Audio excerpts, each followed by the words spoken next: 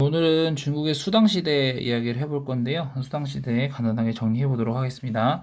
자, 저희가 앞에서 했던 거 다시 한번 해볼게요. 중국의 왕조 하, 주, 춘추전국, 진안 삼국, 위진남북조, 수, 당, 5대 10국이었죠. 저는 수당 이야기 해볼게요. 수당. 자, 수나라와 당나라인데요. 수나라는 두 번째로 중국을 다시 재통일한 국가입니다. 즉, 수나라라는 나라가 다시 통일된다라는 거 여러분들 좀 생각을 해보시면 될 것 같은데요. 자, 수나라가 중국을 통일을 합니다. 자, 그래서 일단 기본적으로 과거제를 처음으로 실시를 합니다. 분열을 끝냈다는 거죠. 분열을 끝내서 수나라 문제가 국가를 통일했는데 얘들은 그러면서 국가 체계를 빠르게 잡고 싶어 했어요. 국가 체계를 잡기 위해서 과거제, 이제 더 이상 구분 중정제 없애는 거죠. 구분 중정제 없애버렸고 실력으로 사람을 뽑는 거죠. 실력으로 사람을 뽑는 겁니다.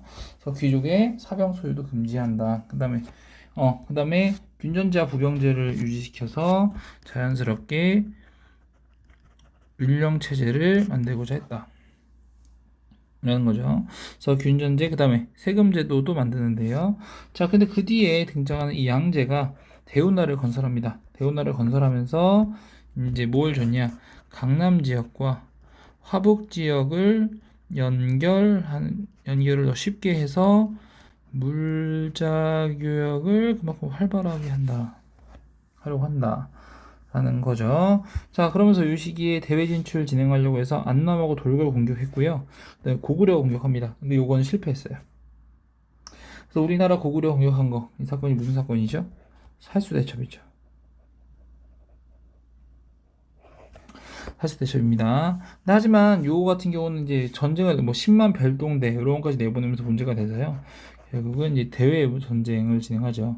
대외원정에 대한 재정 부담이 너무 시달렸고 대규모 토목공사에다가 또 뭐예요?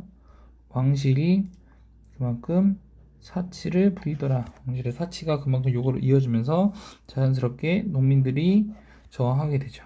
농민이 저항하면서 수나라는 금방 망합니다. 하지만 수나라의 가장 큰 의점은 강남과 하북 지역을 연결할 수 있는 대운하를 만들었다는 것과 이러한 율령체제 기원을 했다는 거고요.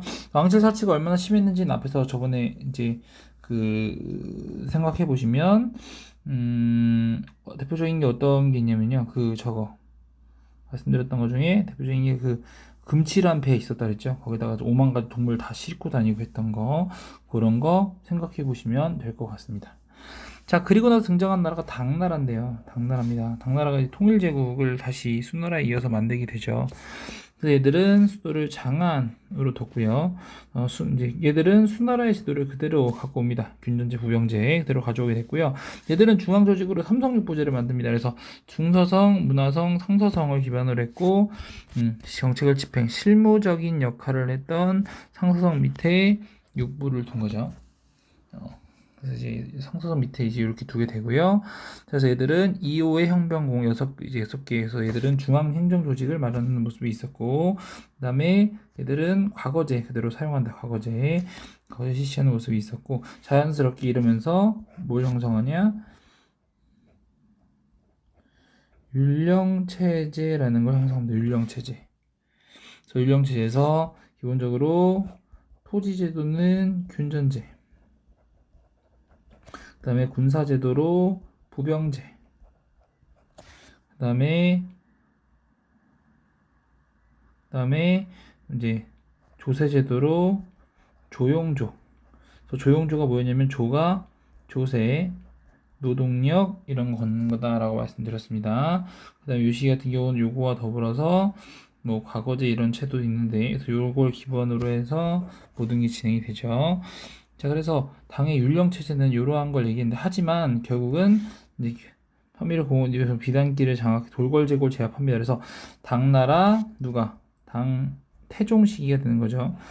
얘 같은 경우는 탱그리각한이라는 별명을 얻었다라는 거 말씀드렸습니다.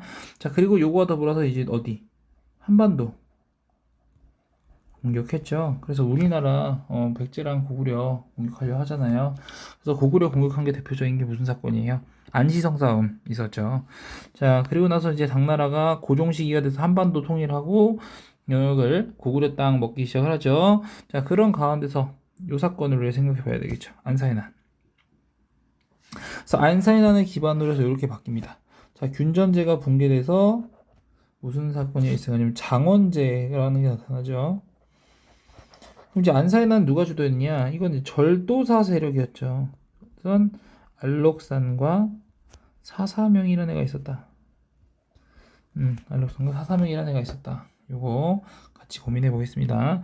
알록산과 사사명이라는 애가 있어서 이 알록산과 사사명이 중심이 돼서 진행이 됐고요.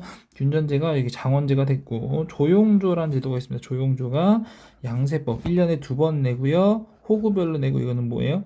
거주지 우선입니다. 그 다음에 조세는 모두 다 돈으로 내고요. 이거 이제 1년에 얼마 쓸지를 정해서 세금을 냅니다. 앞에와는 다르게. 일단 부병제는 쉽게 말하면 의무병제죠. 의무병제인데 요시 모병제가 되면 이제 직업군인의 성격을 갖는다. 요거까지 저희 앞에서 얘기했었습니다. 지방에는 누구? 이제 절도사의 권한이 강해지는 거죠. 그래서 저러면서 이렇게 하면서 자연스럽게 진행이 됐는데, 안사이난 이후에 그래도 당나라는 망하지 않았다. 당나라 망하지 않은 이유는 뭐 때문에? 아직 강남 지역이 남아 있어서죠. 강남 지역이 남아 있다는 말은 바꿔서 얘기하면 아직 경제의 중심지가 여기라는 거죠. 경제 중심지가 여기라는 거죠. 자, 그래서 결국 이제 근데 하지만 그 뒤에 황소의 난을 결국 이제 쇠퇴했다. 왜? 황소의 난 때문에 강남 지역이 난리가 났거든요. 그래서 그 부분 같이 생각해 보시면 될 것 같습니다. 하지만 결국은 주전충에 의해서 멸망한다. 여기다가 또 뭐? 붕당, 관료들, 다가 환관들 횡포하는 부분이 더해져서 이제 그만큼 당나라가 무너지더라라는 거 생각해 보시면 될 것 같습니다. 자, 당나라대의 다양한 문화 얘기인데요. 이제 드디어 훈고학이 제가 훈고학 문제집 등장한다 그랬죠. 훈고학 문제집 오경정이. 그다음에 당삼체라는 거. 당나라의 문화적인 특징은요. 크게 두 가지입니다. 첫 번째가 귀족적인 문화적 특징을 갖고, 두 번째가 국제적인 문화의 특징을 가져요. 그래서 이 같은 경우는 현장. 이 승려는요, 얘네 같은 경우는 현장 치키치키 차카차카 초코초코초 말씀드렸죠. 그래서 이 같은 경우는 대당서역기 라는 척을 썼고요. 대안탑이라는 탑을 만듭니다. 벽돌탑이죠, 벽돌탑. 그 다음에 도교가 전국적으로 성행한다는 거. 그 다음에 귀족을 중심으로 한 문화가 발달해서요. 이제 시 쓰는 사람 200과 두보. 그다음에 당삼체라는 거 있다라는 거, 이런 거 같이 고민해 보시면 되겠습니다. 그래서 얘네 같은 경우는 기본적으로 귀족적인 거고요. 현장은 인도도 갔다 옵니다. 얘네가 여러 나라 폭력의 교류를 하면서 주변 국가는 자신들을 중심으로 하는 조공책봉 관계를 맺어요. 하지만 자신들이 정복했던 정복 지역 같은 경우는 그 지역 사람들을 거기 앉혀서 그 지역을 이제 그 지역을 다스리는 결과를 갖고 오는 거거든요. 자, 요거하고 똑같습니다. 정복 지역은 그 지역 사람들을 다스린다라는 거. 자, 그리고 나서 이제 요 시기에 상한에는 다른 나라 사람들 굉장히 많이 오죠. 요런 거 해서 당나라 과거에 합격하는 이 당나라의 과거를 뭐라 그러냐, 빈공과라고 부릅니다. 당나라의 과거를 빈공과라고 불렀어요. 그래서 여기 대표적으로 우리나라에도 한 사람이 있죠. 최치원이라고. 이런 거 고민해 보시면 되고요. 유학생들 인도 갑니다. 대표적으로 인도 간 사람 현장과 의정대사. 그다음에 상인들이 동서교역로를 따라서 온다. 그래서 다양한 서방의 물건들이 들어오게 됐고, 이러면서 외래 종교도 유입이 됩니다. 외래 종교도 같이 유입이 됩니다. 그래서 이때 들어온 거 이슬람교, 조라스터교 이런 종교들이 들어오게 됐고요. 이러면서 자연스럽게 당나라도 무슨 문화? 국제적인 문화를 갖게 되더라라는 거, 이 부분까지 같이 생각해 보시면 될 것 같습니다. 그래서 수당은 여기까지 해서 마무리하도록 하겠습니다.